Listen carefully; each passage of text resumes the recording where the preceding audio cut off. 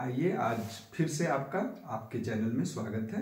और आज जो हमने आप लोगों को पहले ही बताया था कि हमारे हिंदी के एक नए सर का मतलब है कि जैसे होता है कि हर एक विषय हर एक आदमी ही पढ़ा सकता है, किसी किसी की प्रकांडता होती है। तो हमारे नए सर आएंगे, चंद्रशेखर सिंह जी हैं। आप बहुत ही अध्येता हैं और आपको हिंदी पढ़ाएंगे।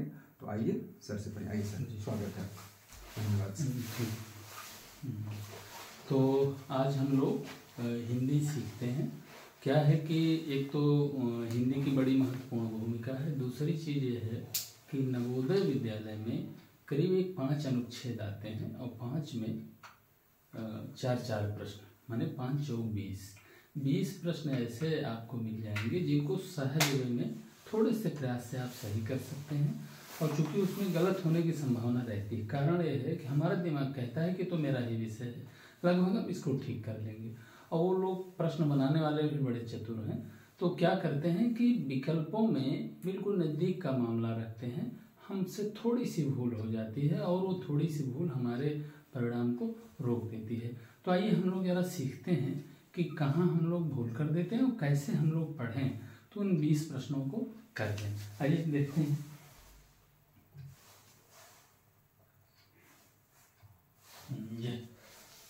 ये है ना। अब हम लोग क्या करेंगे, इस अनुच्छेद को ठीक से पढ़ेंगे ध्यान से। आपने महान पर्यावरणवादी और सामाजिक कार्यकर्ता सुंदरलाल बहुगुणा के बारे में अवश्य सुना होगा।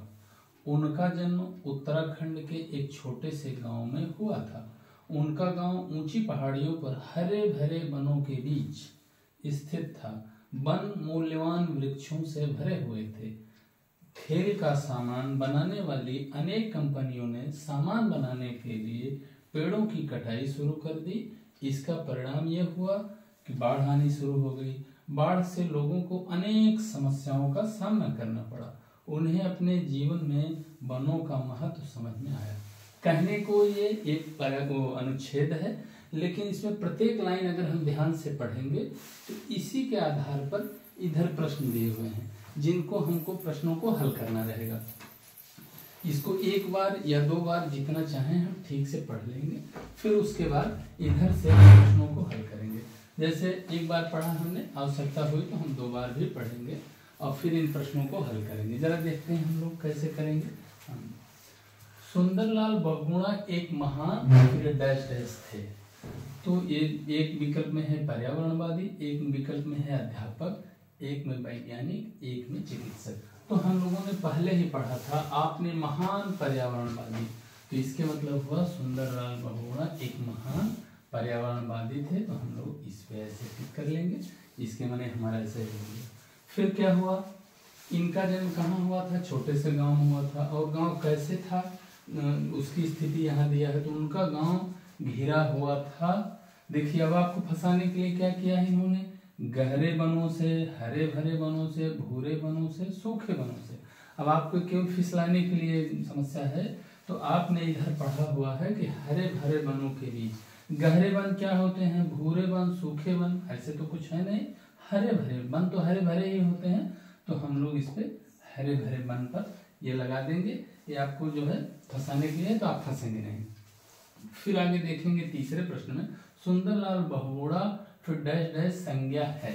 संज्ञा को आप जानते हैं कि कोई व्यक्ति है, वस्तु है या स्थान है, इसी को संज्ञा कहते हैं। फिर उसके जब प्रकार में जाते हैं तो कई प्रकार निकले हैं। चूंकि सुंदरलाल बहुगुणा एक व्यक्ति हैं, तो इसमें ये देखिए व्यक्तिवाचक संज्ञा है, हम लोग इस पर टिक लगा देंगे, फंसेंगे नहीं।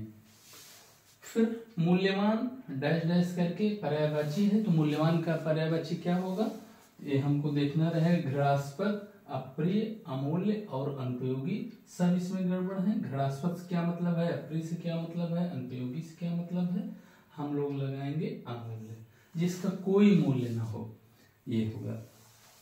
वनों के कटाई के परिणाम स्वरूप आने लगी, क्या क्या आने लगी, यहाँ देखिए हम लोगों ने लिखा है, देखा है कि पेड़ों की कटाई शुरू कर दी। इसका परिणाम यह हुआ कि ये देखिए आप, बाढ़ आनी शुरू हो गई। ठीक वही चीज दिया है कि वनों के कटाई के परिणाम स्वरूप डैश डैश करके आने लगी, क्या आने लगी, विनाशकारी बाढ़। जल द्वार, अनावृष्टि, तीव्र रोशनी, कुछ नहीं, यही हम लोग लगा लेंगे कि ये विनाशकारी बाढ़ ये आने लगी। अब क्या हुआ, इसको हमने जितना ही ठीक से पढ़ा और एक एक अक्षर पे ध्यान दिया, उसी आधार पर हम यहाँ प्रश्नों को ठीक से कर सकेंगे। और ये सहज है, कोई बड़ा कठिन नहीं है, पर इसको हमें ध्यान से पढ़ना रहेगा। इसमें ऐसे शब्द दिए रहेंगे कि हम थोड़े में भटक जाएंगे। मेरा मन करेगा कि हम सही जा रहे हैं, पर जब ठीक से देखेंगे तो गलत होने की संभावना रहती है, तो हमें सावधान रहना है। प्रैक्टिस से चीज आ जाएगी, ठीक है। अब आगे देखते हैं हम लोग। जैसे अब फिर एक पैरा हमारे सामने आया, इसको हम ठीक से पढ़ेंगे और फिर करेंगे। कुछ खगोलीय पिंडों में अपना प्रकाश एवं ऊष्मा नहीं होती, वे तारों के प्रकाश से प्रकाशित होते हैं।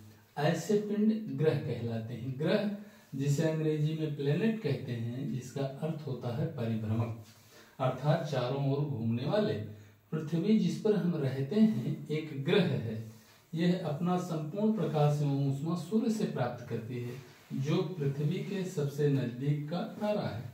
पृथ्वी को बहुत अधिक दूरी से, जैसे चंद्रमा से देखने पर यह चंद्रमा की तरह चमकती हुई प्रतीत होगी। बृहस्पति, शनि अथवा यूरेनस के चारों ओर छल्ले हैं। ये छल्ले विभिन्न पदार्थों के असंख्य छोटे छोटे पिंडों से बनी पट्टियां हैं। पृथ्वी से इन छल्लों को शक्तिशाली दूरबीन की सहायता से देखा जा सकता है। अब क्या किया हम लोगों ने, इस पैरा को ठीक से पढ़ा। अब इसके विषय नीचे ये जो प्रश्न है इनको हम लोग हल करेंगे। ग्रह के बारे में क्या सही नहीं है, ग्रह कह रहा है, ग्रह के बारे में क्या सही नहीं है, इसके माने तीन कोई चीज सही है, एक सही नहीं है, वही आपका सही जवाब है। सही नहीं वाले पे आपको ध्यान देना है। जब भी इस टाइप का रहे तो आपको ये ध्यान देना है नहीं पर, कि क्या कह रहा है। नहीं है मतलब कोई एक सही नहीं है, बाकी तीन सही हैं।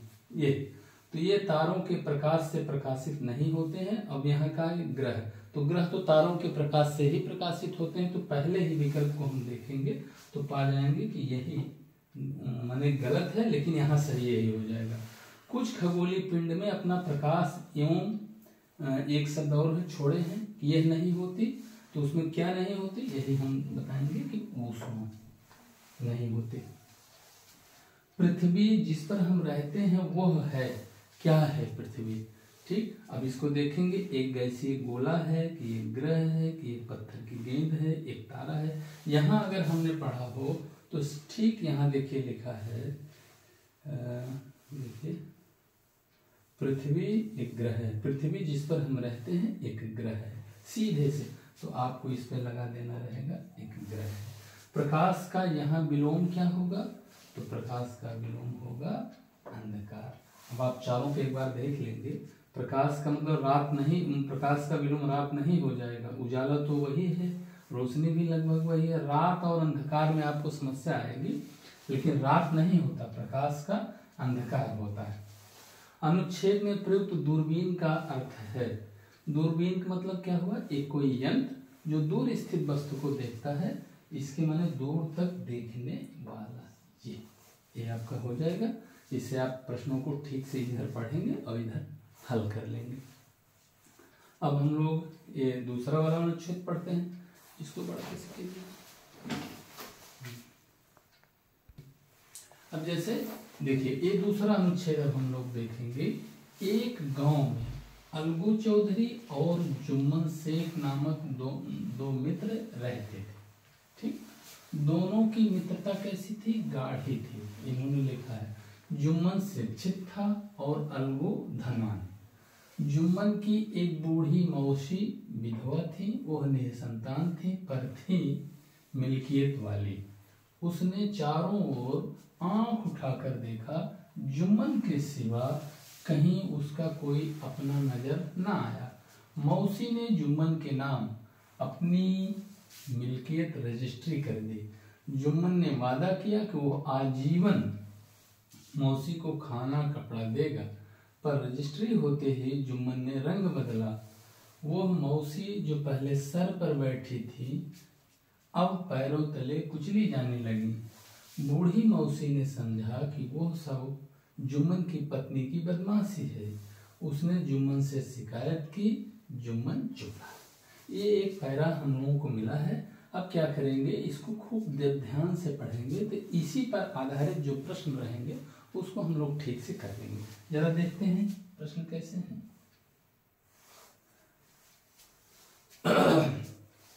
ये देखिए प्रश्न है उसके, मौसी किसकी विधवा थी?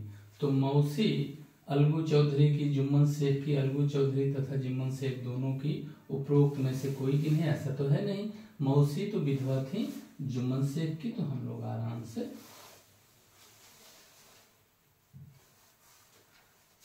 अलगू जुम्मन शेख पर ऐसे टिक लगा लेंगे।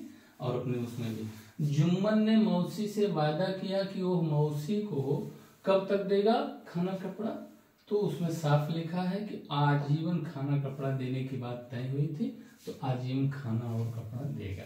मौसी ने अपनी मिल्कियत माने संपत्ति या जायदाद, मौसी ने अपनी मिल्कियत किसके नाम कर दी? अरे भाई जुम्मन शेख की मौसी है तो जुम्मन शेख के नाम करेंगे। ये देखिए आजीवन का अर्थ है जीवन भर, आधा जीवन, जीवन कुछ आयु तक नहीं, जीवन भर माने जब तक सांसें चल रही हैं तब तक आजीवन का अर्थ है, तो जीवन भर।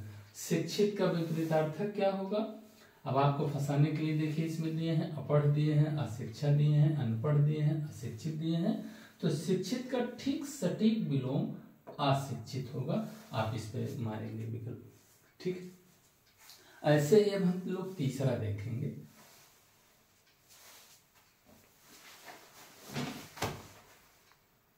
अब हम लोग तीसरा अनुच्छेद देखते हैं। फिर एक पैरा हमारे सामने है और कुछ क्वेश्चन है, इनको हम लोग ठीक से देखेंगे, फिर से वही काम करेंगे। अश्वमेध यज्ञ एक ऐसा आयोजन होता था जिसमें एक घोड़े को राजा के लोगों की देख रेख में स्वतंत्र विचरण के लिए छोड़ दिया जाता था। अब आपको ये समझने की जरूरत है कि इस पैरा को हमें ठीक से पढ़ना है। अगर इस अनुच्छेद या पैरा को हम ठीक से नहीं पढ़ेंगे तो हमारे ये क्वेश्चन फिसलने के डर रहेंगे, ठीक। इस घोड़े को किसी दूसरे राजा ने रोका तो उसे वहां अश्वमेध यज्ञ करने वाले राजा से लड़ाई करनी पड़ती थी। अगर उन्होंने घोड़े को जाने दिया तो इसका मतलब यह होता था कि अश्वमेध यज्ञ करने वाला राजा उनसे ज्यादा शक्तिशाली था। इसके बाद उन राजाओं को यज्ञ में आमंत्रित किया जाता था। यह यज्ञ विशिष्ट पुरोहितों द्वारा संपन्न किया जाता था। इसके लिए उन्हें उपहारों से सम्मानित किया जाता था। अश्वमेध यज्ञ करने वाला राजा बहुत शक्तिशाली माना जाता था। यज्ञ में आमंत्रित सभी राजा उसके लिए उपहार लाते थे। ये एक पैरा मिल गया। अब इसके आधार पर हम लोग प्रश्नों को ठीक से हल करेंगे। अश्वमेध यज्ञ में राजा के लोगों की देख रेख में क्या छोड़ा जाता था? एक गाय, कुत्ता, हाथी नहीं, एक घोड़ा छोड़ा जाता था।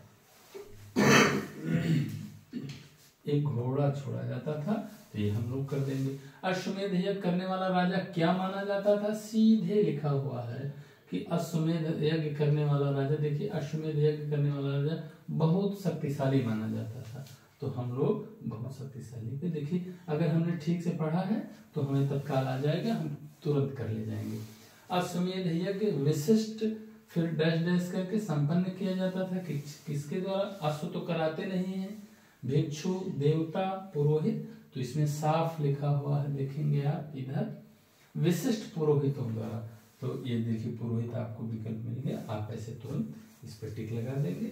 घोड़ा का पर्यायवाची नहीं है, एक शब्द इसमें है जो घोड़ा का पर्यायवाची नहीं है, तो देखिए तुरंग माने भी घोड़ा, घोटक माने भी घोड़ा, अश्व माने घोड़ा होता है, धेनु माने घोड़ा नहीं होता है, ये आपका विकल्प हो जाएगा, इसके माने नहीं होता, यही सही। शक्तिशाली शब्द क्या है? तो ये एक विशेषण है, आप इस पे ऐसे लगा देंगे, ये हो जाएगा। ठीक इसी तरह एक अनुच्छेद और है। अब हम लोग अनुच्छेद 4 को देखते हैं कि कैसे हम लोग करेंगे। फिर वही बात करेंगे कि खूब ठीक से इस पैरा को पढ़ेंगे ध्यानपूर्वक, और फिर इसी पर आधारित जो एक प्रश्न है करेंगे। ये आपसे इस नाते पूछा जाता है कि किसी भी विषय वस्तु को, प्रश्नों को हल करना हो तो आप उसके ठीक से पढ़ें और फिर पढ़ करके तब ये जवाब दें। अपठित का मतलब यही होता है कि आपके सामने कोई अंश आया ना हो, लेकिन जब आए तो आप उसको ठीक से पढ़ के उसका जवाब दे सकें। ऐसी समझ आप में हो, ये परीक्षा चाहती है और होनी भी चाहिए, सही भी है। अब फिर से देखते हैं यही बात। वातावरण एवं वायुमंडल का दूषित होना प्रदूषण कहलाता है। प्रदूषण की समस्या संपूर्ण विश्व में बड़ी ही तीव्रता से अपना प्रभाव जमाती जा रही है। आज समस्त मानव जाति इस समस्या से आतंकित है और विश्व का प्रत्येक देश अपने अपने ढंग से इस समस्या के उचित समाधान में संलग्न है। प्रदूषण एक ऐसी विकट समस्या है जिसका समुचित समाधान नहीं हो पा रहा है। वैज्ञानिकों का मत है कि समय रहते यदि तत्काल फैल रहे इस प्रदूषण को सही ढंग से नियंत्रित नहीं किया गया तो आगामी दशकों में संपूर्ण धरती किसी भी जीवधारी के रहने योग्य नहीं रहेगी। प्रदूषण का प्रभाव पेड़ पौधों पर भी होगा। यह सस्य श्यामला धरती विकृत पेड़ पौधों के कारण अपनी संपूर्ण सुंदरता एवं उपादेयता खो देगी। ये आपका पैरा हुआ। अब फिर वही चीज कि हम लोग इन चारों प्रश्नों को धैर्यपूर्वक पढ़ेंगे और मान लीजिए थोड़ा सा नहीं दिखा तो इधर दोबारा भी पढ़ लेंगे। जैसे मानव जात को आज भयभीत कर रही है, क्या भयभीत कर रही है? यहाँ देखिए, इस संपूर्ण विश्व में बड़ी ही तीव्रता से अपना प्रभाव जमाती जा रही है, इस समस्या से आतंकित है। तो कौन सी समस्या है जो परेशान कर रही है? ये है प्रदूषण की समस्या। आप ऐसे विकल्प लगा देंगे। धरती का सौंदर्य किसके कारण बना हुआ है? आप देखिए इसमें लिखा हुआ पेड़ पौधों के कारण अपनी संपूर्ण सुंदरता। इसके मतलब पेड़ पौधों से ही हमारी धरती किसका सौंदर्य बना हुआ है। तो हम ये देखिए पेड़ पौधों पे लगा देंगे। प्रत्येक देश प्रदूषण की समस्या को ढूंढने में लगा है। सुंदरता, पेड़ पौधों, उचित समाधान ढूंढने के चक्कर में लगा हुआ है ना। देखिए यहाँ है ना ये शब्द, इस समस्या के उचित समाधान में संलग्न है। संलग्न का मतलब जुड़ा हुआ है। देखिए तो यहाँ हम लोग उचित समाधान पे लगा लेंगे। खो देगी क्रिया का काल है ये भविष्य, माने ऐसा बताया जा रहा है कि अगर पेड़ पौधे नहीं रहेंगे तो धरती अपना सौंदर्य खो देगी। ठीक है। और उपादेयता खोना का पर्यायवाची क्या होगा? उपादेयता माने उपयोग में होना, इसके मतलब होगा उपयोगिता खोना। ये आपका विकल्प आ जाएगा। अब आपके प्रश्न सही हो गए। देखिए ज्यादा इसमें कठिनाई नहीं है, थोड़ा सा आप ध्यान पूर्वक पढ़ेंगे और पढ़ करके इस पैरा को और फिर इन प्रश्नों को पढ़ेंगे तो आपका सही हो जाएगा। करीब 20 प्रश्न आपके बिल्कुल फिट हो जाएंगे जो आपके परिणाम में दिखेगा।